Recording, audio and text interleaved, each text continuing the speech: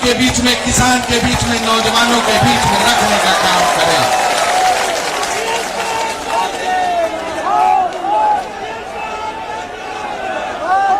बहनों, भाइयों और यहाँ पे उपस्थित नेतागण, पूनिया जी, राकेश सचान जी, नसीमुद्दीन जी, निर्मल खत्री जी, प्रदीप जैन जी, अजय लल्लू जी, मोना जी, सुप्रिया जी, आप सबका यहाँ पे स्वागत है। मैं सबसे पहले कांग्रेस पार्टी कुछ प्रतिज्ञाएं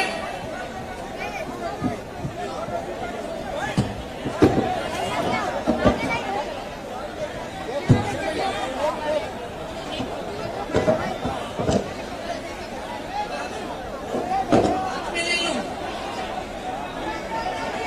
तो मैं कांग्रेस पार्टी की जो प्रतिज्ञाएं हैं उनके बारे में आपको यहाँ पे बताने के लिए आई हूँ, क्योंकि यहाँ से एक यात्रा शुरू हो रही है जो 10 दिन के लिए पूरे उत्तर प्रदेश में हमारे जितने भी नेतागण हैं वे 4 अलग यात्राएं निकालेंगे, जिसमें से 3 की शुरुआत आज है, एक यहाँ बाराबंकी से निकलेगी। तो उसका शुरुआत करने के लिए मैं यहाँ आई हूँ और आप सबको कहने के लिए कि हमारी कौन सी प्रतिज्ञाएं हैं। तो हमारी पहली प्रतिज्ञा, टिकटों में महिलाओं को 40% हिस्सेदारी, लड़कियों को, छात्राओं को स्मार्टफोन और स्कूटी।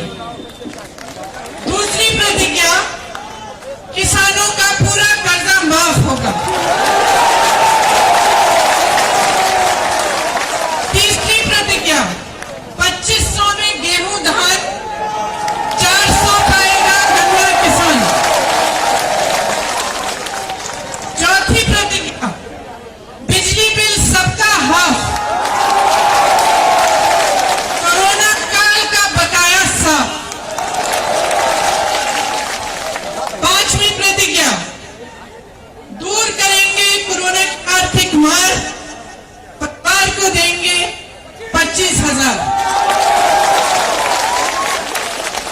आखिरी प्रतिज्ञा, 20 लाख को सरकारी रोजगार। अब मैं थोड़ा सा इनके बारे में आपको समझाना भी चाहती हूँ।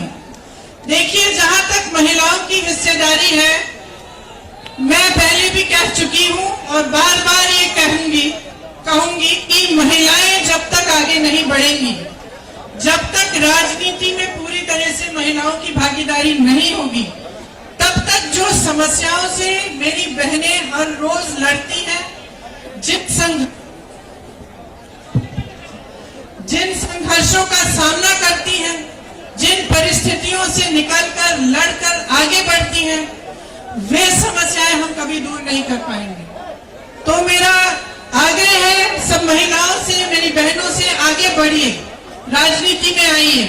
इस चुनाव में कांग्रेस पार्टी 40% टिकट देकर चाहती है कि आप आगे बढ़ के अपनी लड़ाई खुद लड़ें और आप सक्षम बने। महिलाओं के लिए हम एक अलग घोषणा पत्र जारी करेंगे, वो कुछ एक हफ्ते के करीब में निकलेगा। उसमें महिलाओं के लिए जो अलग अलग हमने घोषणाएं करनी है वो सारी उसमें होंगी। उसमें से सिर्फ एक घोषणा ये है कि जो 12वीं पास लड़कियां हैं उन सबको स्मार्टफोन दिया जाएगा अगर हमारी सरकार आएगी,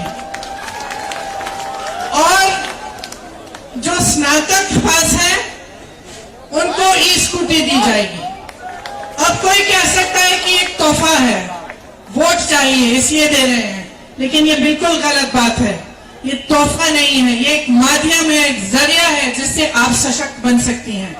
आज जो स्मार्टफोन है उसके जरिए महिला अपनी सुरक्षा करती है, और जो ई स्कूटी है, जो छात्राएं हैं जो पढ़ रही हैं, जिनकी पढ़ाई हो गई है, जो नौकरी के लिए जाना पड़ता है, उनको इससे उनको बहुत सुविधा होगी।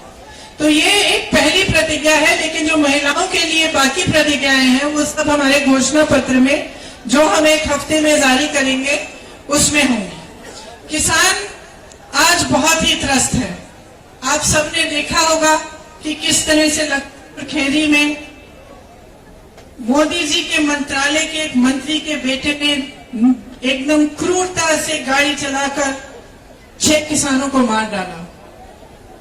ये एक ऐसा हादसा है जिससे पूरे देश को समझ में आ रहा है कि इस सरकार ने किसानों को कितनी अहमियत दी है।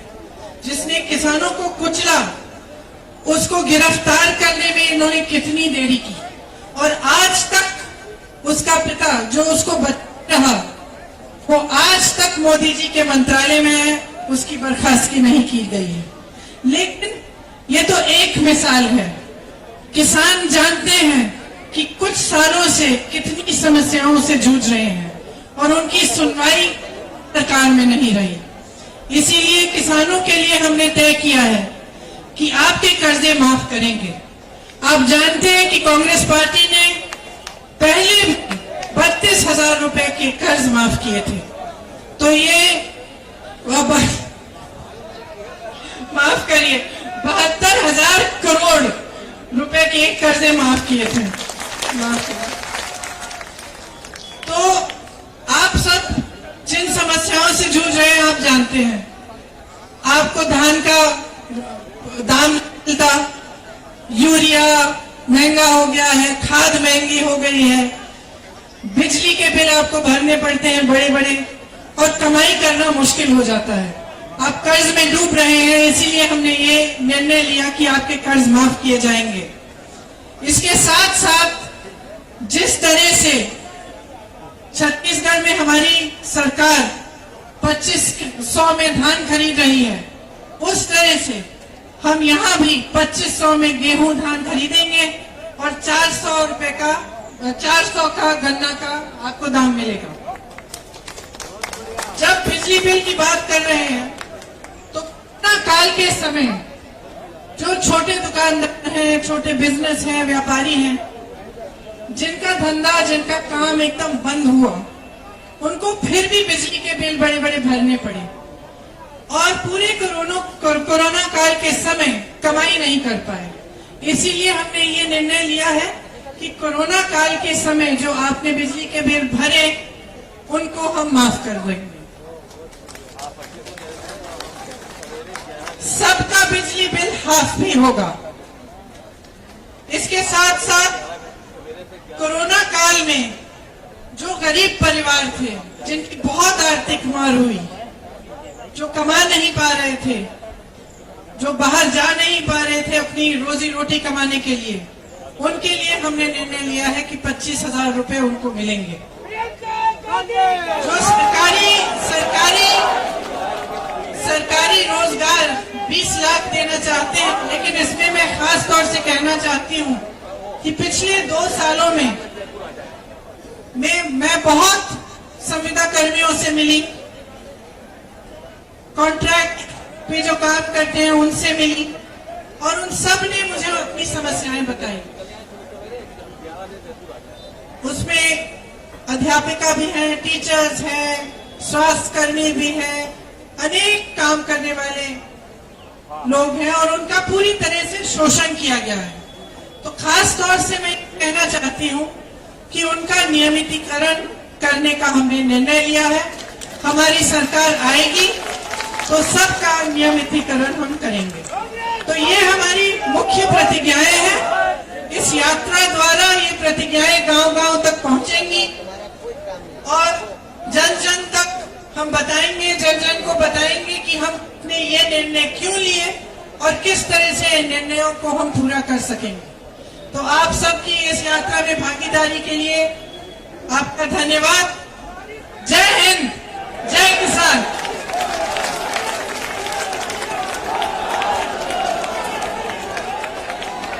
अब जिलाध्यक्ष जी से मैं चाहूंगा कि समापन धन्यवाद अर्पित करें। आज इस प्रतिज्ञा यात्रा के मौके के ऊपर हमारी नेता, हमारी बहन जो गरीब मजलूम मजदूर की लड़ाई लगातार लड़ रही है, आप सब देख रहे हैं, और मंच पे हमारे सम्मानित नेतागण, मैं आप सबका आभार जताते हुए और अपनी दीदी, अपनी बहन का बहुत आभार जताते हुए कि आज बाराबंकी जनपद जो कि गंगा जमनी तहजीब की मिसाल है, भाईचारे, एकता, अखंडता की मिसाल है, देवा महादेवा की पावन धरती है।